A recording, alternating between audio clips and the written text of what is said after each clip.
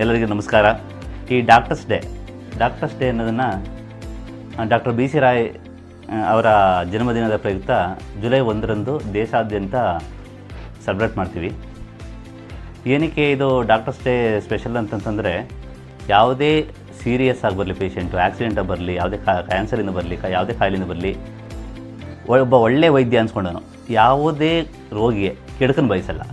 ಅವನ ಕೊನೆ ಉಸಿರಿರೋವರೆಗೂ ಸಹ ಆ ರೋಗಿಯನ್ನು ಉಳಿಸ್ಬೇಕು, ಏನಾದರೂ ಪ್ರಯತ್ನ ಮಾಡಿ ಉಳಿಸ್ಲೇಬೇಕು, ಅವನಿಗೆ ಜೀವವನ್ನು ತಂದುಕೊಡ್ಬೇಕು. ಅದಕ್ಕೆ ಎರಡನೇ ದೇವರು ಅಂತಾರೆ ವೈದ್ಯನನ್ನು.